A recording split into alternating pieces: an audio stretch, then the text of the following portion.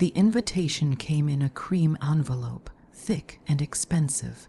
My name was printed in gold letters, not written, printed like a formality, like I was just another name on a list, not someone who once shared a home, a bed, and a life with him. I sat at my small kitchen table, my hands trembling as I slid the heavy card out. Mr. and Mrs. Thomas W. Carter request the honor of your presence at the wedding of their son, Thomas Carter Jr., to Miss Amanda Lee. I read it twice before the reality sank in Thomas was marrying her. The last time I saw him, he'd been standing in our driveway, telling me I was holding him back, that he needed a woman who fit his future, not his past. That was 2 years ago. I had nothing then, and honestly, not much now. The irony wasn't lost on me. He was inviting me, his ex-wife, who couldn't even afford a decent coat, to watch him marry a woman who had grown up in the kind of mansion I used to drive past just to dream. It felt cruel. No, it was cruel. I thought about ignoring it, pretending the envelope never came, but something in the pit of my stomach wouldn't let me. It wasn't curiosity exactly. It was something sharper, something heavier. I called my sister, Rachel, that night. "You're not going, right?" she said immediately after I told her. "I don't know." "Of course you don't know. That man destroyed you. This is him rubbing salt in the wound." "Maybe I want to see it," I said quietly. "Maybe I need to." The truth, I couldn't stop picturing it, the flowers, the champagne, the smug smile on his face when he saw me sitting there, probably in my thrift store dress. I could hear the whispers from his side of the family, the ones who had always thought I was beneath them. That night, I didn't sleep. I kept replaying our marriage in my head, every fight, every time he made me feel like I wasn't enough. And for some reason, the thought of him seeing me now, seeing the version of me he thought I'd always be, made my chest burn. By morning, I had decided I was going, but I wouldn't show up as the woman he left. I didn't know exactly what that meant yet, but I knew I had 3 weeks to figure it out.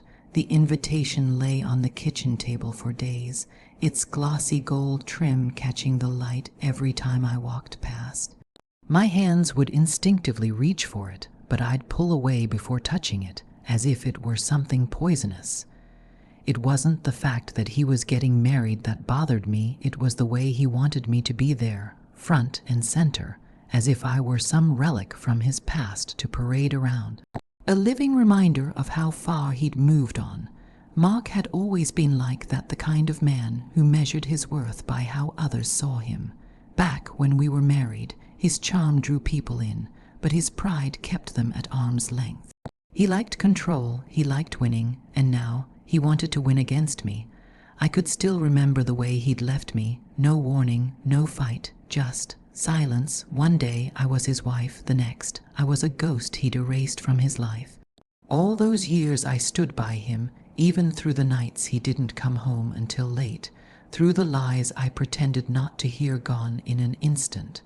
But when I finally opened the envelope, my eyes caught on one thing. A single line at the bottom: "I'd love for you to see what real happiness looks like." It wasn't just a wedding invite, it was a dagger. The worst part, he wasn't marrying some stranger, he was marrying her. The woman I'd seen in his phone long before our divorce papers were signed. The one he swore was just a friend. I could almost hear his smug voice when I imagined walking in his friend's whispers, the raised eyebrows, the little smirk he'd give me across the aisle. I told myself I wouldn't go, I couldn't go, but late that night, as I sat alone in my tiny apartment with the sound of the city outside, a thought crept in. What if I did go, not to give him the satisfaction? Not to let him see me hurt, but to make sure that if he wanted to turn me into a spectacle, I'd give him one he'd never forget. The chatter in the hall dipped for a moment, just long enough for the sound of the front doors opening to echo through the space. Every head seemed to turn at once, and there she was. Anna stood in the doorway, her dark hair swept into an elegant bun, the kind she used to wear when they were still married. She wore a long, deep emerald dress that shimmered under the chandelier lights. It wasn't flashy, it was tasteful, the kind of outfit that quietly commanded attention. For a split second, Ryan's confident smirk faltered. She didn't rush, she didn't look nervous. She walked in with the calm poise of someone who had nothing to prove. Every step clicked softly against the polished floor, and for some reason it was louder than the music still playing in the background. The guests watched, their eyes darting between her and Ryan. I could see whispers start, like small ripples in a still pond. Ryan cleared his throat, forcing a smile as if he were still in control. "Anna," he said, stepping toward her, "you made it." His tone dripped with mock surprise. She stopped a few feet away from him. "Of course," she replied evenly. "You invited me. I wouldn't want to be rude." The bride, Jessica, wasn't smiling. Her fingers tightened around her bouquet, her gaze flicking between her soon-to-be husband and his ex-wife, like she'd just realized there was more to this invitation than being civil. Anna's eyes shifted to Jessica, her voice still calm. "Congratulations. I'm sure you two are perfect for each other." It wasn't what she said, it was how she said it. There was no malice, but there was a weight in her tone that made people lean in closer, like they could sense an unspoken truth hovering just above the words. Ryan forced a laugh. "Well, it's not every day your ex gets to see you finally happy, right?" Anna's lips curved in the faintest of smiles. "Oh, I'm happy, Ryan. Happier than you could imagine." Something about the way she said it made the air in the room feel thicker, and then she reached into her purse. She stepped into the grand ballroom, and every conversation seemed to stop. Her dress, simple but breathtaking, flowed like liquid silver under the chandelier light. You could see every single head turn toward her, whispers rippling through the crowd. The string quartet missed a note. Even the servers froze for a second. I don't think anyone expected her to look like that, especially not him. The groom, the man who had invited her here as some sort of twisted final insult, just stood there, his champagne glass hovering midair, his smile frozen in shock, and then she smiled, not a fake smile. Not one that begged for validation. This was the kind of smile that said, "I've rebuilt myself, and I didn't need you to do it." She didn't rush toward him. She didn't even look at the bride right away. Instead, she walked slowly, deliberately, her heels clicking like a drumbeat across the polished marble floor. And that's when people started noticing the man walking just a few steps behind her, tall, confident, with a gaze so piercing it could cut glass. It was like she'd brought her own spotlight into the room. The bride's expression shifted from curiosity to something else, something closer to fear. She glanced at the groom, and I swear I saw her grip his arm just a little tighter, like she knew whatever was about to happen wasn't part of the plan. And that's when the ex-wife stopped, lifted her glass, and with that same calm, devastating smile. The crowd started to stir, a low murmur spreading like a ripple through water. I could see them, those faces I used to know, friends who once turned away from me when life hit hard, now watching with eyes wide open.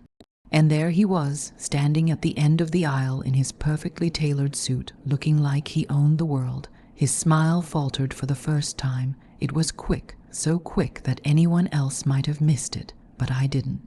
I knew him too well. The whispers grew louder. I walked slowly, deliberately, every step echoing in that grand hall.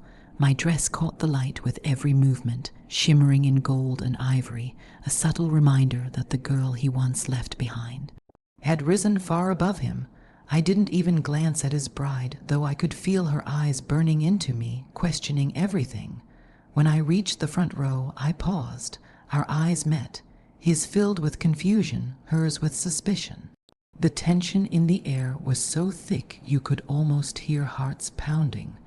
I tilted my head ever so slightly, letting a calm, knowing smile touch my lips, and then someone from the crowd stood up and said the words that made the entire room gasp.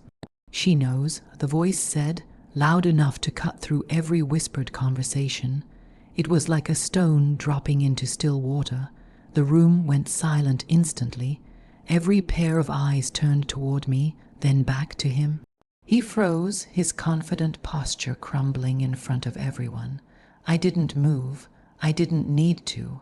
The weight of that moment wasn't in what I did. It was in what I didn't say.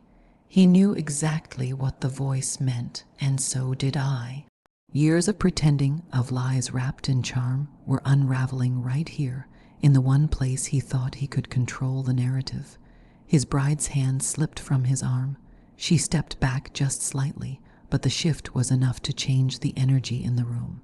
A murmur rose again, half shock, half curiosity, as people started piecing together fragments of gossip they'd once heard but never dared to repeat. I kept my chin lifted, letting the silence stretch until it was almost unbearable. Finally, I took a slow breath and said, "Some truths don't stay buried forever." Then I turned, not to him, but to the person standing behind him, and that's when the real chaos began. She was older, maybe in her late 50s, with the kind of presence that made people instinctively step aside. Her eyes, sharp, unflinching, locked onto mine before shifting to him. The color drained from his face instantly, as if seeing her had pulled the air right out of his lungs. "You didn't think I'd come, did you?" she said, her voice calm but laced with steel. He stammered, You shouldn't be here." She stepped closer, her heels clicking against the floor in perfect, deliberate rhythm. "I shouldn't," she repeated, a faint, almost mocking smile curling at the edges of her mouth. "Or you didn't want me to be." The bride looked between them, confusion and suspicion flickering in her eyes. Someone whispered, "Is that his?" But the rest of the sentence was lost under the thick, suffocating tension. I didn't know her personally, but I recognized the look in her eyes. It was the same look I'd seen in my own reflection the night I learned the truth. A look of someone who has nothing left to lose and intends to burn everything down before walking away. When she finally turned her attention back to me, there was no malice, only a quiet, devastating solidarity. "You're not the only one," she said softly, and just like that, every piece of the puzzle I'd been missing slid into place. The silence after her entrance felt heavier than any words could carry. Every eye in the hall followed her as she gracefully walked past the rows of tables, the click of her heels echoing like a metronome against the tension. People were whispering, not the cruel, mocking whispers I remembered from our past, but hushed, astonished ones. She was a vision I barely recognized. The woman I once left behind in tears now stood with the poise of someone who had rebuilt herself from ashes.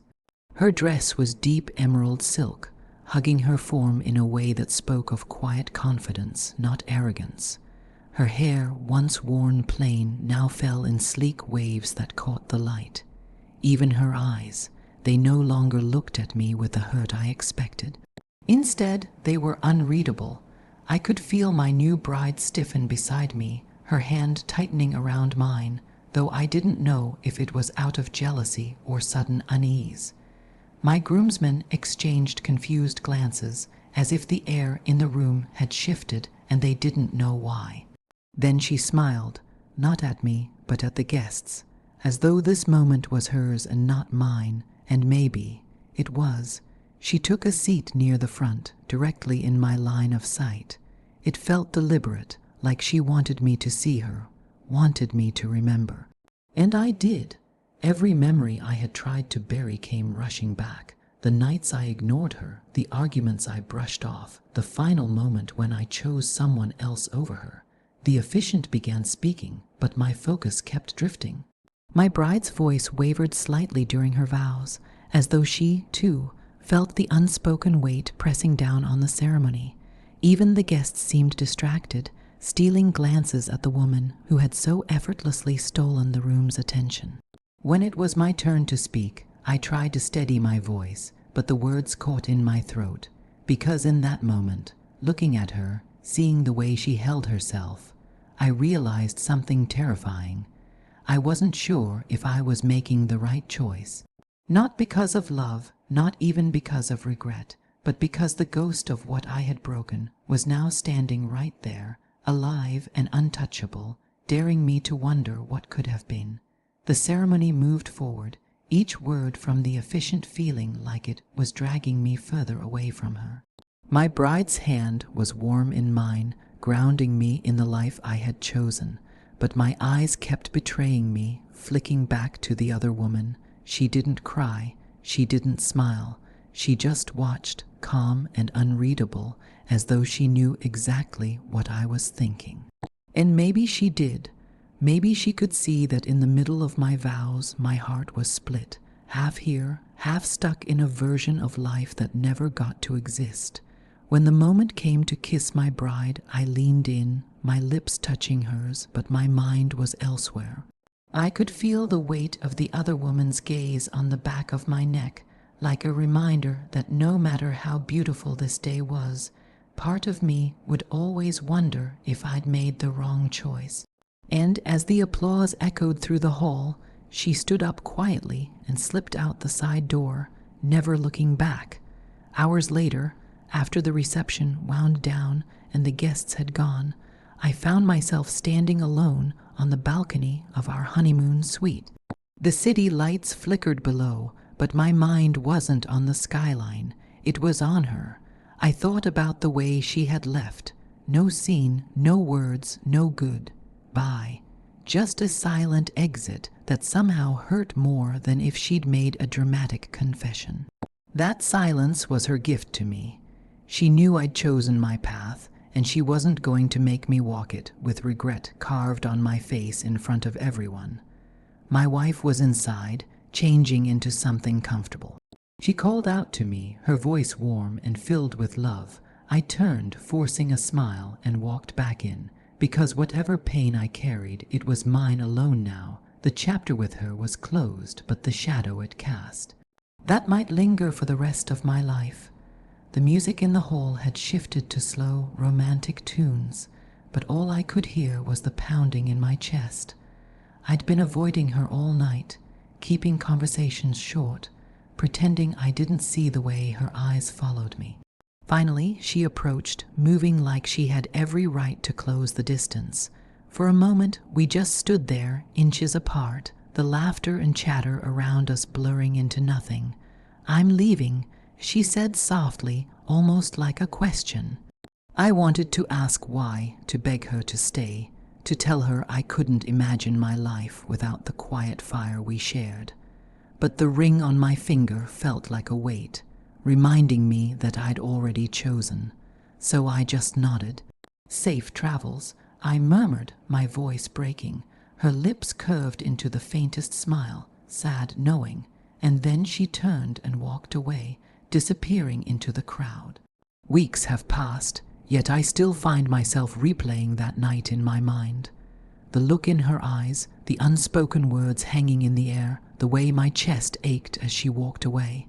Life around me hasn't changed. The same routines, the same faces, the same carefully constructed world I thought I wanted.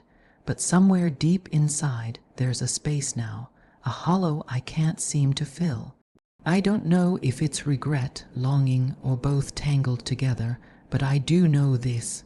Once you've crossed that invisible line with someone, you never truly go back. You carry them with you. She's gone, but her absence has weight. And every time I feel it, I wonder if she ever thinks of me too.